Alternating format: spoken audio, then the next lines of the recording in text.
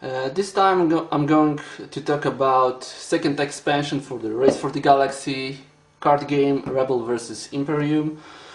I want to talk about Gathering Storm. It's just to show you how big the second expansion box is. It's exactly the same size, and to show you the box insert of Rebel vs Imperium. It looks like this. Of course I throw it away because everything fits nicely in here. Rulebook is nicely written. I don't have any issues with it. It's great as in Gathering Storm and Race for the Galaxy, the base game. Okay, let's see what we've got in this expansion. First of all, the start worlds. We've got 3 new start worlds. We've got one production world and 2 military worlds. Let me close it up a little bit. Okay.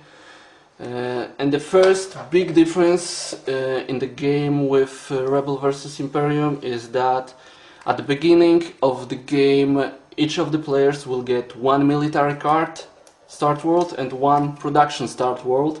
Then he or she will get 6 cards, and based on them, based on the goals, you can choose which start world you will use. A huge difference in the gameplay. It's more strategic that way, less random. I like it a lot. New start worlds are pretty cool. I have to play more with this expansion. I've played it only 2 times since I got it yesterday. Next, of course, we've got cards for a 6th player in this violet, purplish, pink color. Okay. Of course, you can play with them and the Gathering Storm to 6 players. If you've got only Race for the Galaxy and Rebel vs Imperium, you can play up to 5 players. One thing I want to talk about is the thickness of the cards. Some of you may heard on Board Game Geek that those cards are a little thinner than from the base game and from the Gathering Storm. I have to admit, this is true. Look, this is thickness of the cards from Rebel vs Imperium, and this is thickness of the cards from the base game and Gathering Storm. Of course, it's a joke. I can feel a little difference. Just a little bit. I think it's because those cards and those card sleeves are new. Without card sleeve, of course, I can feel the difference also. But after one night, those cards are... I think they are a little bit thicker. Maybe it's just some, I don't know, wishful thinking or something like this. But I don't think it would be a problem. After a few games, they will mix into old cards very good. Okay, let's talk about cards. First of all, we've got 6th cost developments, a lot of them. They boost some strategies like Imperium strategy, like Uplift strategy, production strategy. I don't know what to think of them because I didn't use them that much, but I like a lot this expansion just by looking at those cards. After opening the box and looking through those 41 cards, I thought that Gathering Storm looks like trailer next to the Rebel vs Imperium or some teaser.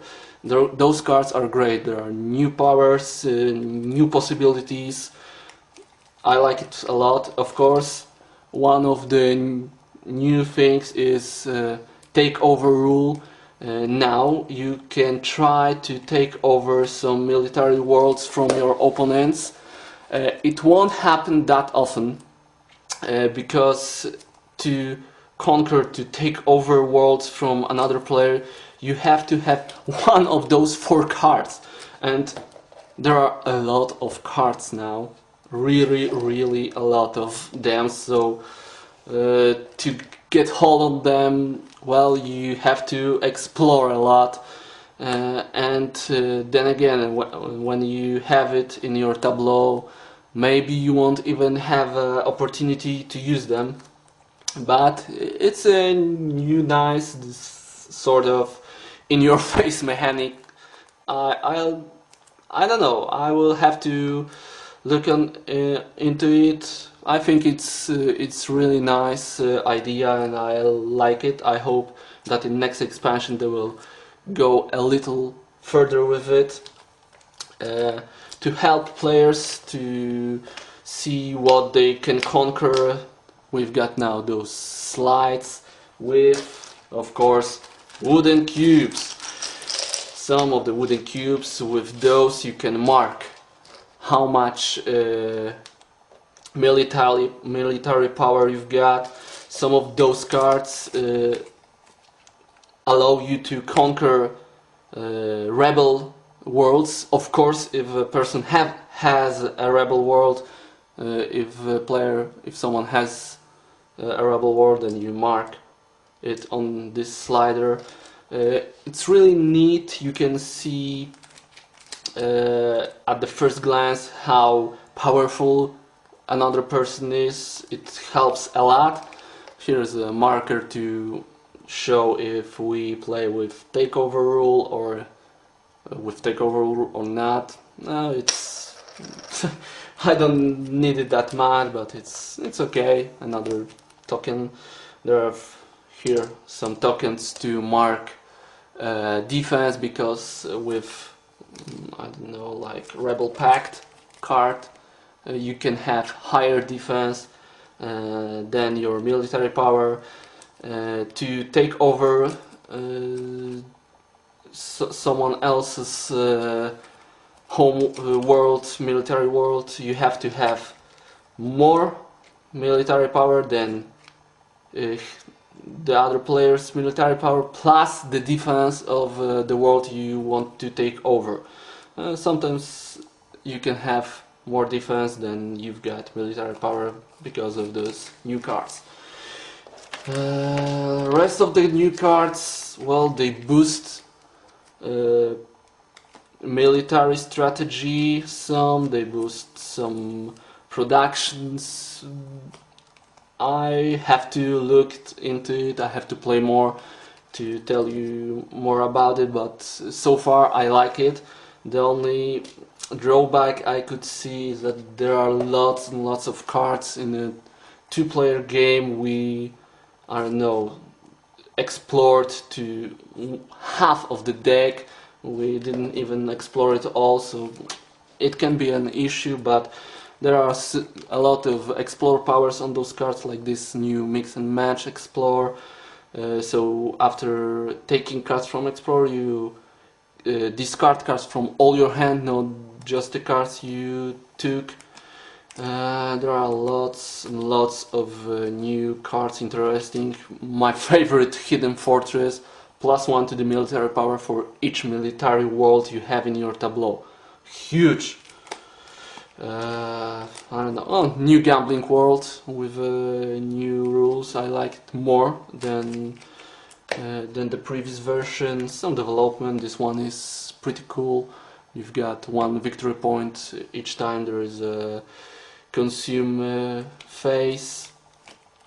There are a lot. R&D crash program is also very nice. Some high defense worlds like Rebel Stronghold or Alien Monolith. I don't think that Race for the Galaxy fans have to be convinced that they need to buy Rebel versus Imperium. It's really nice, don't hesitate, buy it, it's great. I've got a huge favor to ask Rio Grande or whoever with the 3rd expansion. Please sell some bigger box so I can fit everything with the 3rd expansion. I don't know, some neat box insert, because now it's all packed up. Here it's okay, but with third expansion I won't have a room for those cards. Of course I can use the box from Race for the Galaxy, but I would like to see some, I don't know, nice box insert. I can pay for it, please. It would be really nice to have. Okay, and again, I really recommend that if you like Race for the Galaxy, buy Rebel vs Imperium. If you are new to the Race for the Galaxy, go with the base game and Gathering Storm, because this expansion is rather for experienced players than for new players. When you get a hold of the base game, then you can go with Rebel vs Imperium. I'm looking forward to hearing some comments from you, if you like it or not, what to change, and see you around. It's me again. I forgot to tell you about the new goals: 2 most goals and 3 first goals. It's for the most Rebel worlds, the most cards in your tableau with Explorer power. First one to get 8 cards in the tableau, first one to get 3 cards with uplift keyword, first one to get 4 goods on their worlds, and of course, as we have new starting worlds, and so we have new tokens for solo mode. Of course, I got my butt kicked by a robot yesterday, as usual. Okay, that's it now. See you around.